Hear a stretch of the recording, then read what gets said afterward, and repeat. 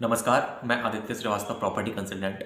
बहुत बहुत स्वागत है आपका हमारे इस यूट्यूब चैनल पर। दोस्तों, आज मैं आपके लिए लेकर के आया हूँ बहुत ही इम्पोर्टेंट टॉपिक कि अगर आप अपने लिए घर खरीदने जा रहे हैं तो किन किन बातों का ध्यान रखना चाहिए। तो सबसे पहली चीज़, आपको लोकेशन के बारे में ध्यान देना चाहिए कि जिस भी लोकेशन में आप घर खरीद रहे हैं, फ्यूचर में आपकी क्या कनेक्टिविटी रहेगी वहाँ पर, और अभी प्रेजेंट में क्या कनेक्टिविटी है वहाँ पर।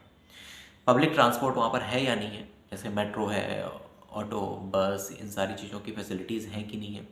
एंड सराउंडिंग में आपके मॉल, हॉस्पिटल, स्कूल, यूनिवर्सिटीज़ ये कितने डिस्टेंस पर हैं, इन सब चीज़ों का ध्यान रखना बहुत इंपॉर्टेंट है। देन सेकेंडरी, जब आप बिल्डर के पास पहुँचते हैं तो कंस्ट्रक्शन क्वालिटी का बहुत ज़्यादा आपको ध्यान रखना है। उसका रीज़न ये है कि अपार्टमेंट जब आप ख़रीद लेते हैं, आप घर जब ले लेते हैं, फिर जब उसमें रहते हैं, सीपेज की बहुत ज़्यादा प्रॉब्लम्स आती हैं। कभी पानी नहीं आ रहा है, कभी ये दिक्कत आ रही है, कहीं लीकेज की दिक्कत आ रही है, कहीं इलेक्ट्रिसिटी की दिक्कत आ रही है, स्विचेज सही नहीं लगे हुए हैं। ये बहुत सारी प्रॉब्लम्स आपको फेस करनी पड़ती हैं। बट आपने तो घर ले लिया है, आपने तो पैसे लगा दिए हैं, अब क्या कर सकते हैं उसमें। या तो कंप्लेंट करें बार बार RWA को, या फिर आप बिल्डर को कंप्लेंट करते हैं, होता जाता कुछ नहीं है। तो उससे इम्पॉर्टेंट चीज़ ये है कि जब आप क्वालिटी कैसे चेक कर सकते हैं, ये मेजर और इम्पॉर्टेंट चीज़ आती है।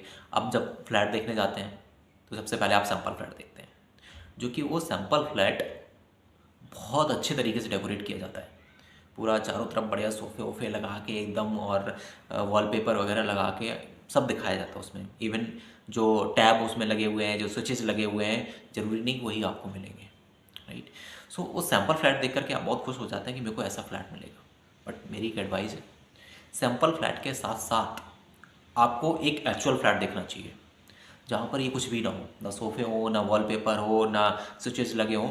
आप जब फ्लैट के अंदर आप जाएंगे, एक्चुअल फ्लैट के अंदर, वहाँ देखेंगे जाके सबसे पहले कि जो क्वालिटी है, क्या सीमेंट वहाँ पर झड़ तो नहीं रहा है, ऐसा तो नहीं है।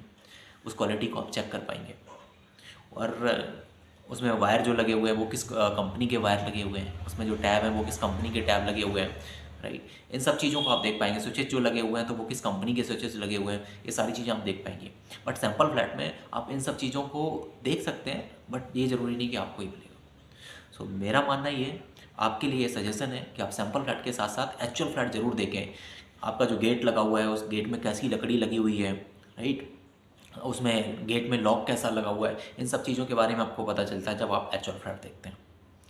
सेकेंडरी ये कि आज की डेट में हमारे देश में भी माइवन टेक्नोलॉजी आ गई है, जिसको हम बोलते हैं एल्युमिनियम फॉर्म वर्क सिस्टम, यानी कि प्योर RCC स्ट्रक्चर होता है। अभी तक जो कंस्ट्रक्शन हर जगह होती आई है और अभी भी हो रही है, वो ब्रिक्स से होती है। ब्रिक्स से बने हुए घर हमेशा सीपेज आती है, कभी प्रॉब्लम्स आती रहती है उनमें, ठीक है, और लाइट भी कम होती है। सो माइवन टेक्नोलॉजी से बना हुआ घर आप खरीदें, जिसकी क्वालिटी अच्छी है, लाइफ अच्छी है, और सबसे बड़ी बात ये है कि भूकंप भी आएगा तो गिरने से पहले उसको, बिल्डिंग को भी सोचना पड़ेगा।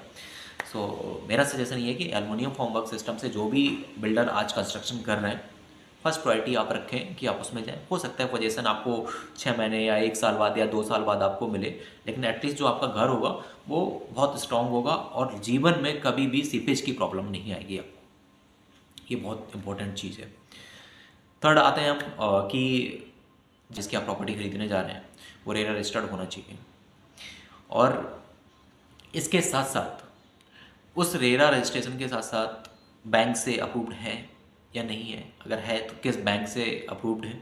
बिल्डर आपको कमिट करता है कि हम 2 साल में पोजीशन दे देंगे, 3 साल में पोजीशन दे देंगे, लेकिन जब आप रेरा की साइट पर आप जाएंगे और उस रेरा नंबर को आप डालेंगे तो उसी बिल्डर की पोजीशन डेट जो है वो काफ़ी आगे होगी, 4 साल होगी, 5 साल होगी, राइट।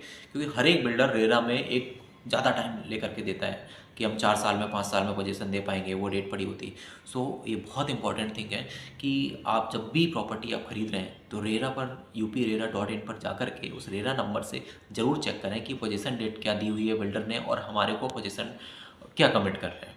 जिससे, क्योंकि पैसा आपका जा रहा है, प्रॉपर्टी आपको लेनी है, EMI आपको फिल करनी है, तो टाइम से आपको पोजीशन भी मिलना चाहिए, सबसे मोर इम्पोर्टेंट।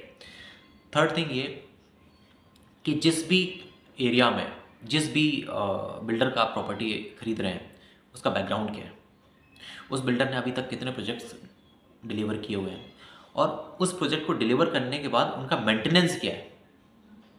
क्योंकि एक बिल्डर प्रॉपर्टी उसने डिलीवर कर दी, उसके बाद उसका जो मेंटेनेंस है अगर वो प्रॉपर नहीं हो रहे हैं, वहाँ का RWA सही नहीं है, या किसी एक प्रोफेशनल मेंटेनेंस कंपनी को एक बिल्डर ने नहीं दिया हुआ है, तो फिर वहाँ की मेंटेनेंस सही नहीं होती है, राइट। वहाँ पे क्वालिटी में फिर दिक्कत आ जाती है, पूरा park development and all in सारी चीज़ों की दिक्कत आती है, इलेक्ट्रिसिटी की दिक्कत आती है। तो इससे बेटर है कि जिस भी बिल्डर ने और भी प्रोजेक्ट्स डिलीवर किए हैं उनमें आप जाएं या उनके बारे में आप देखें, उनका मेंटेनेंस देखें, उन मेंटेनेंस के बारे में समझें, क्योंकि अल्टीमेटली रहना है आपको।